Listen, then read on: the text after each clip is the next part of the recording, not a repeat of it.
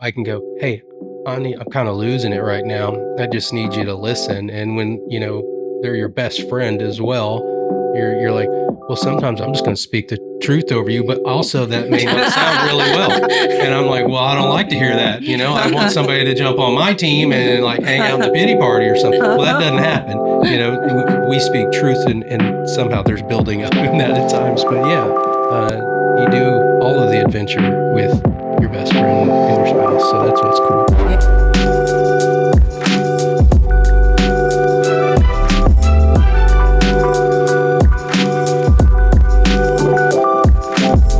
Hi, welcome to Jesus Loves Joe. I'm Donna. I'm Bobby.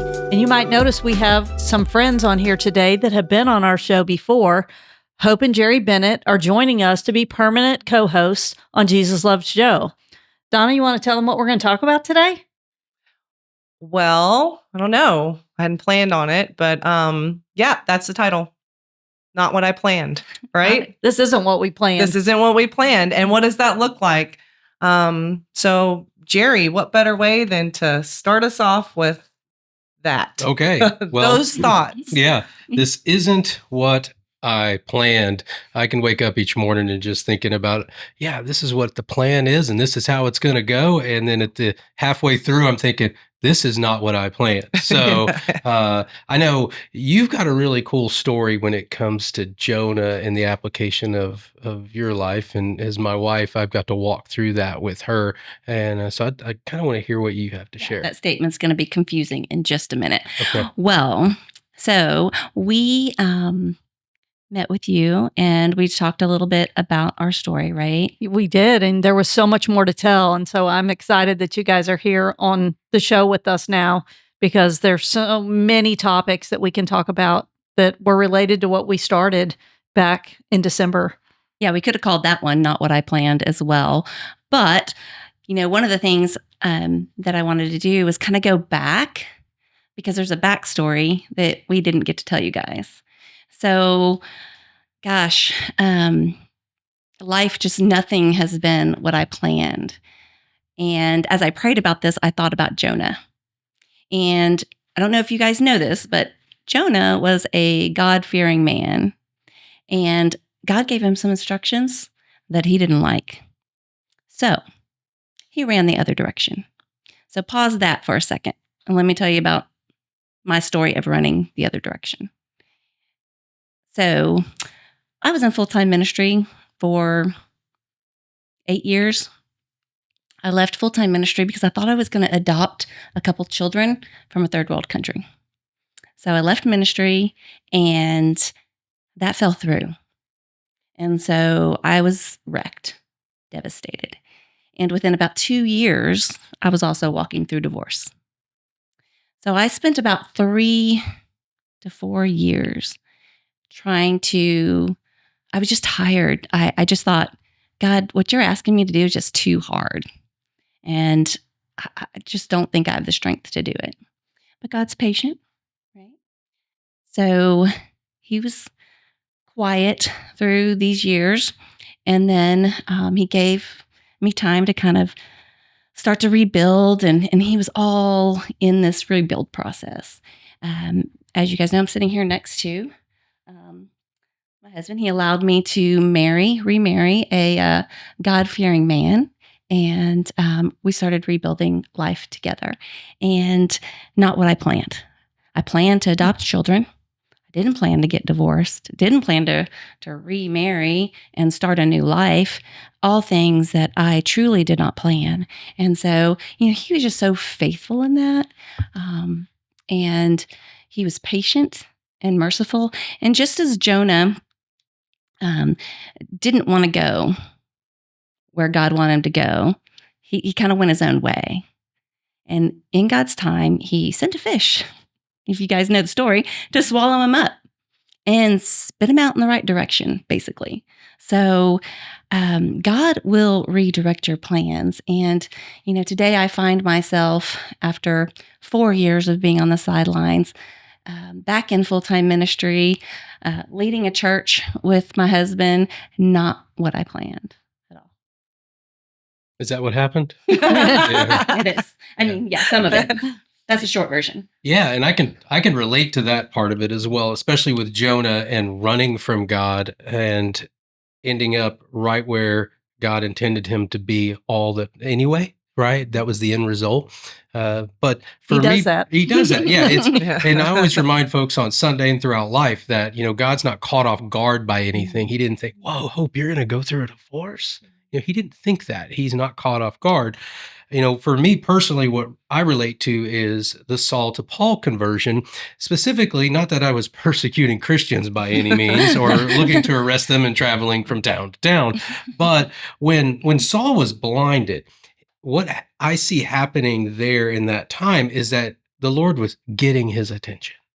And through a couple layoffs, and again, if you go back and watch our story from a few months ago, we went through, and I say we because Hope also went through a furlough in the mortgage industry. I went through a corporate layoff, and then we were really got back into or started for me personally, the silence and solitude, saying, what are you asking me to do, Lord?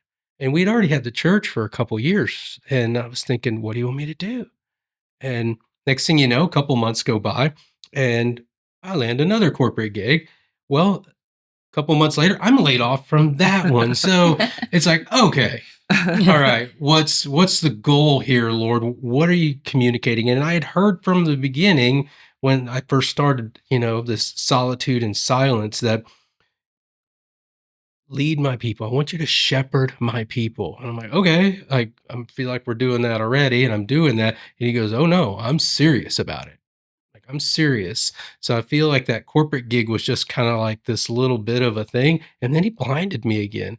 And we had to step into this gap that of uncertainty and just allow faith to fill that gap and walk with each other and go, okay, so we're going to really do full-time ministry. We're going to step into that. It's like all bets are off because we're just going to lean into him and it's going to be about faith. So for that time, that blinding moment for Saul to become Paul, and he runs into Ananias, and Ananias is like, by the way, here I'm supposed to be here, and boom, boom, hands on, now you can see again. And for us, it was really just being obedient. He's like, hey, this is what I'm asking you to do. Same thing he did with Saul, except in the question of persecution. He's like, hey, I want you to do this. And it's like, okay, we got serious about it. A little more serious, like 110% in versus like 60% in. And there's a lot of faith involved in that. And so let the adventure continue. Yeah. So in thinking about that, and I know that some of us here like things planned, but what I think it's amazing, and just to see all on the other side of it and living it right now. But what was going through your minds, or what was happening when you didn't know the next steps? You were like in that uncertainty period of, wow, I didn't see this coming, even though that God brings good from it, like where you're like, like what were y'all thinking, Well, like, for or feeling, me, or how to direct people? I just had to get still because everything was swirling, right? And I sometimes when things are so big, you don't have a choice.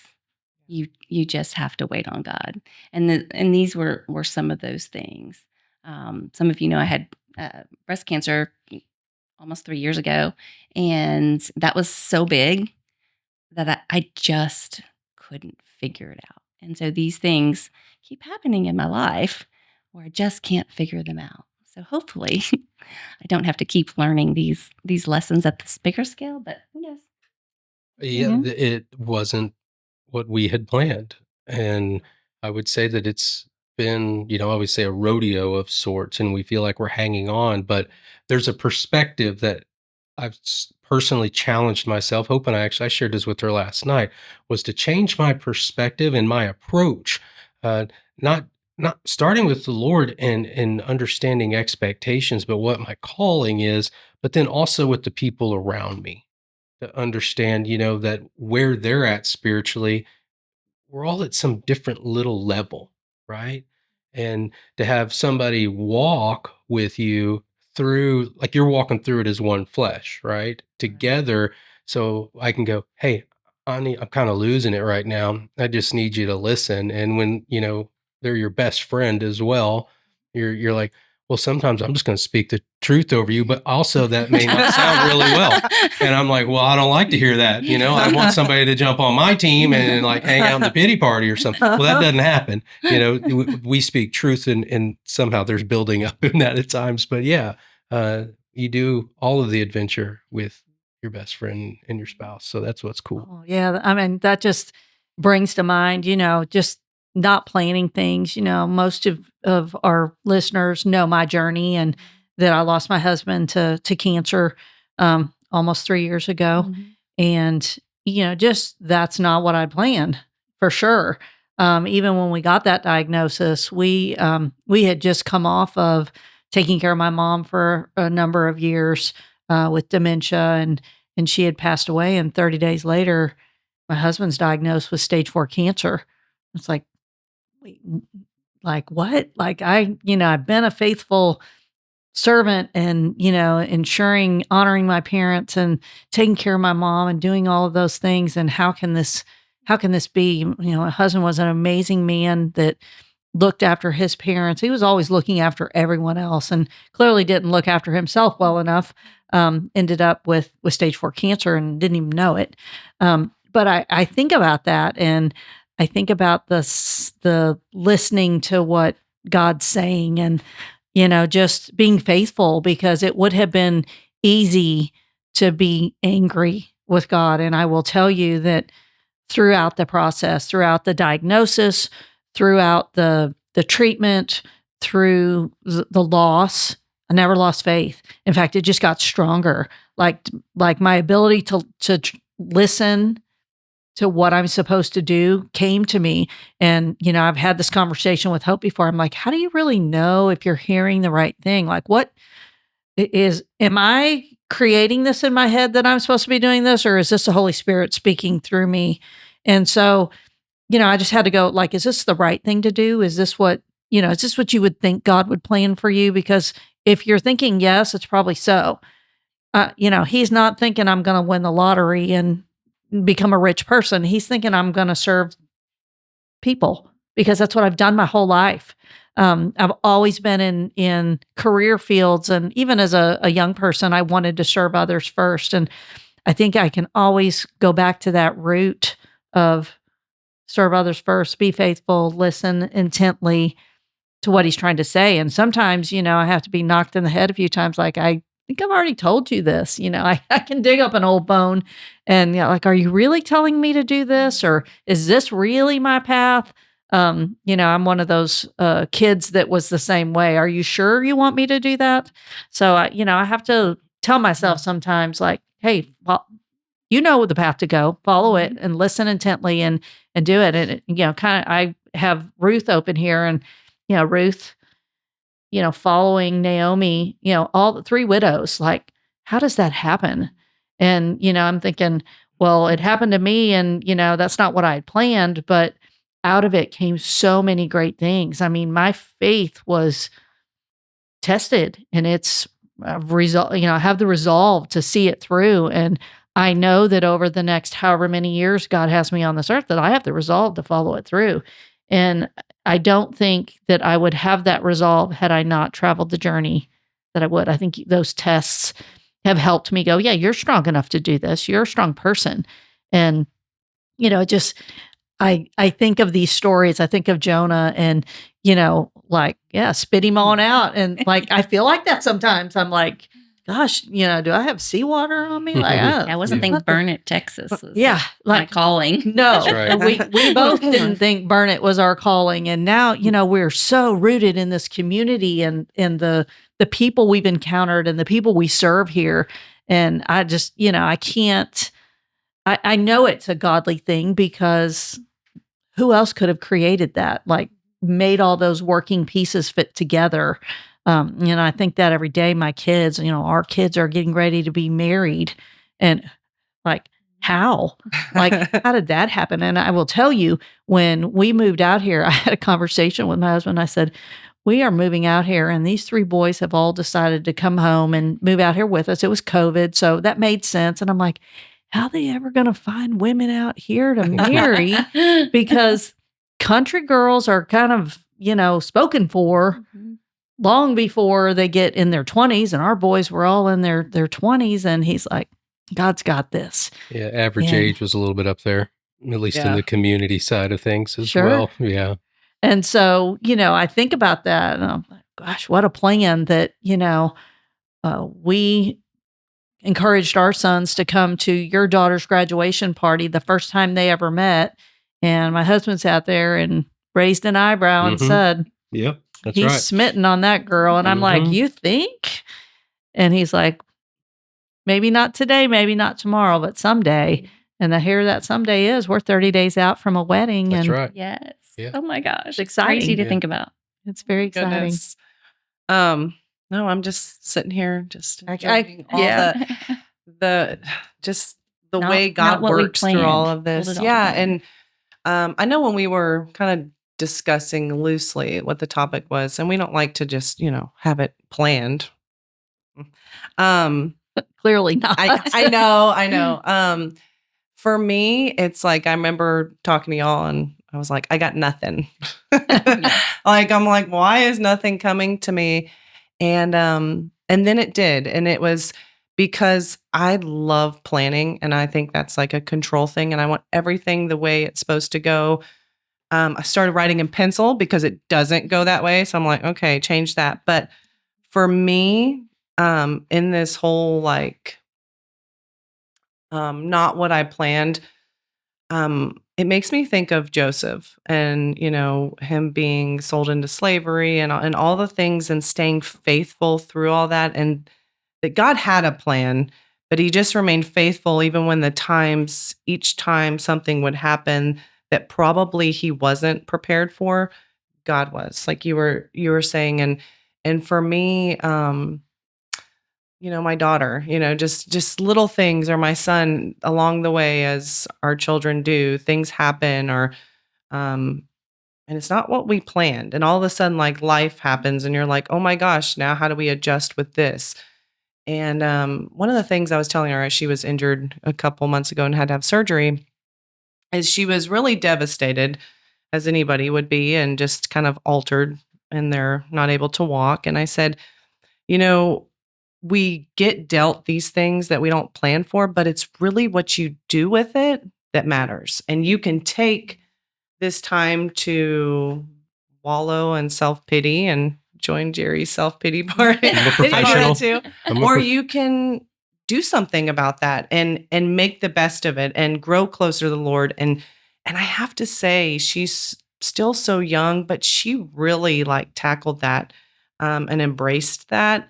And as a result, did so much with. Now there was times when being down, but I think I really try to look at that situation and say, because there's a lot, like I can do the simplest things, like my AC or heater went out. And I'm like, little things like that, not what you're planning for. Okay, well, all right, let's practice and make the best of this situation. Um, and I know when it's our children, it's just that much more intense. But I was thinking the other day, and I had this thought, because it's like, how do you be happy when your child's going through something, or how do you take that whole thing I just said?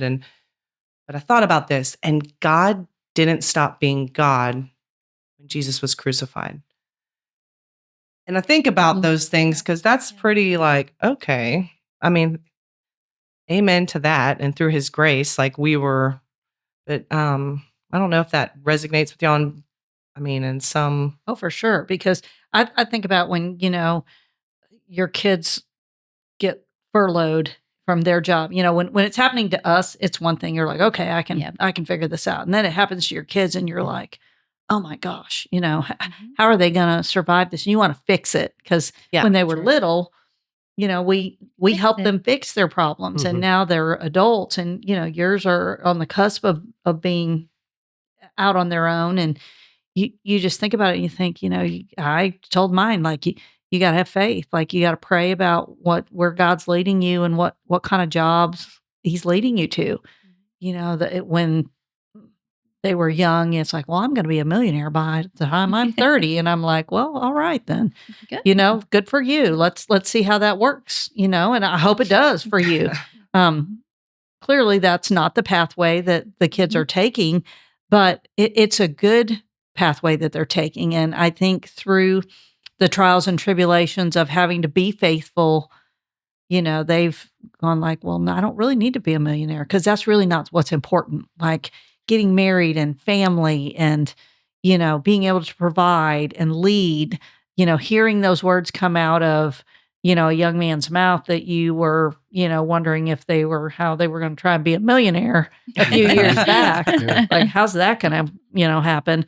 But, my husband used to tell me, he's like, let him dream. Like, don't crush those dreams. He might be a millionaire and he might do it the right way. But I remember a conversation and my husband had with him and he said, it's great. You want to be a millionaire and you're reading all these books about, how to get rich quick. And he's like, that really doesn't happen. He goes, the people that are writing these books are kind of flash in the pan things. And he goes, what makes you rich is what you do as a man with your family. Like, are you a good man? And do you lead well? And do you do the right thing when nobody's going to praise you for it? Because, as our kids, we're praising them about, hey, you did good on that test, or, that was a great hit you got on the field. But are they still doing all those things when you're not giving them the praise for what they're doing? And I think that's so important that kids learn that and young adults learn that. Like, hey, you don't always need somebody to pat you on the back. Doing the right thing when nobody's looking is the greatest thing that you can do to honor God. Like, I had the opportunity to do the wrong thing, but you know what? I said no. Like, I'm going to follow my faith and do what I know is right. And it all turns out for the best. Here they are all living a really clean and good life. And we're excited that they're on the cusp of doing that and, being the next generation that is raising a family. Now I can't wait to see, their kids and all the things that I've wished upon them because Yeah. Well, it's definitely going to be, that's not what I planned. Right. Well, but I'm seeing a common Absolutely. theme, and I think everybody would agree to this. I even wrote a note. Whatever we have that comes at us that's not planned, the common theme is staying faithful Yeah. Mhm. to God through 100%. it. I mean, because I heard all of us, myself too, just feel like that's the common theme too. And it's easier said than done. Is that the word? Easier said than done. Well, Yeah. I No, don't for think you sure. have to be perfect in it, right? I think sometimes when things go, have you ever said, I want to make sure I do this right? Yeah. Mm. And there seems to be, I know I put some pressure on myself to do things right when things like that happen, because I know that it's a witness, right, to others who are watching and going alongside. But there is a freedom, and we don't have to walk through it perfectly. And just like Jonah, I mean, God is going to be faithful. We're not going to mess up, his plan. He already knew what we were going to choose to do and how long it was going to take us. So I find some comfort in that, right? That we don't have to be perfect and going through these things. I love that. Yeah, I like that thought because, gosh, if we did, I would be failing on them miserably because I'm not perfect. And Yeah. it's funny that you say that because I think about all of us here, and we have a good time doing what we're doing, and we laugh, but in the end, we're imperfect people in an imperfect world, all striving for the same thing to honor God in all that we do.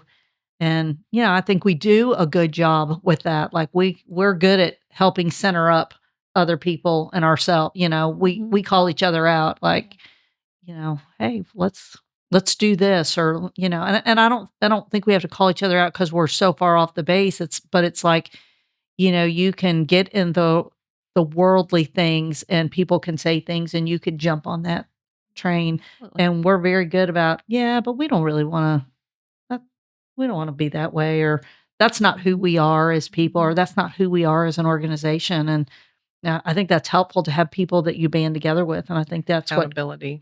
that's what Yep. Christ wanted for us. I would say that influential in my own personal life were those that were great biblical teachers, pastors, encouragers.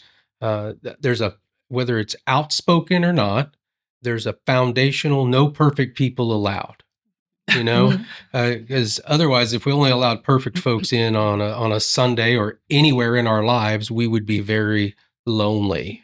Is that going to be our new tagline? No perfect people allowed. Take it. I know it's been used a lot, but I haven't heard it. I haven't either, so we were going to take it. Real meaning behind it. Go get it and own it.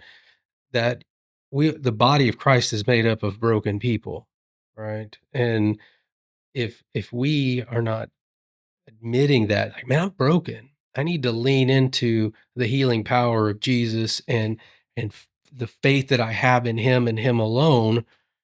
It starts with the salvation. And salvation starts in that relationship with Jesus and trust in Him. And then that sanctification process starts. And there's nothing about sanctification that is painless. The process is ongoing. Right. It is the rest of the believer's life. And there's going to be, instead of me hanging out in the pity party or wherever else, it's like, whoa, this is just part of the adventure. This is part of the conflict that exists in every single chapter of the day. And if it didn't exist, it would be incredibly boring. Now, do I want to get a Saturday off every once in a while? Yes, I would like a Saturday off, but there's still going to be moments of conflict throughout the day that I may not even notice that the Lord had to lead me through. Or I asked Him, or maybe I didn't ask Him to, and it went somewhere else instead of leaning into Him. How would I walk through this? And He's like, cool, I got an answer. Yeah. Always. I have scripture I'd like you to read if you don't mind. Oh, sure. Is it because it's a tiny print and you feel like I don't? Yeah, I got the wrong. Yeah, 2 Chronicles. Is it the entire chapter? Are you? Would you like for me to read it in Spanish? We were trying to play a joke on you. Yeah, that's just a joke. It's just a but joke. you can read the scripture. Yeah, I was going to read it to you guys in Spanish. We were just doing it like it. What is it like? Bringing you in, and so we all thought this would be funny because I picked up. Yeah. Well, can you read it in English? So I could. I know. I noticed that whenever I was looking at the Bible because. At one point, I was trying to learn Spanish. You guys are so sly. I know. Best laid plans. I just saw that, so joke's on us. I just thought y'all were making fun of my bad eyesight, but that's okay. No, by the way, there's no perfect people allowed. So we were gonna play a joke on you. We had it all planned. See, it's not what I didn't know we were doing jokes. No, that wasn't what we planned. Well, it totally went back. So yeah, on that note, we can't leave on that note. No. But, okay. Any last thoughts that we want to give to our audience? Because I'm excited. This is really cool. Yeah, and I'm excited to work with y'all. I am too. I'm just, humbled to be among people that just are so knowledgeable and that just help me each and every day and show grace. And, we have fun. We play hard. And, I just wouldn't want to live life with any other people than those that I'm living it with. Agreed. Totally just pray that for each of you guys. Yeah. Like, who are your people that make you want to be better? And if you don't have those people, God's always your people. Like He's always Absolutely. there. And 100%. yeah. So any lasting thoughts, Jerry? Oh man, that's it. I won't put you on the spot again. No, you can in English or Spanish, by the way. No guarantees. But this is awesome. So tune in next time, subscribe because every week's a different topic and it's really cool because we plan a little bit, but not really. It's always unplanned and it's real life, real topics and what the Bible says to guide us through in English or Spanish. Or German. Or yeah. We'll see what happens. So. Adios. Oh, yeah. Adios, amigos. Until next time.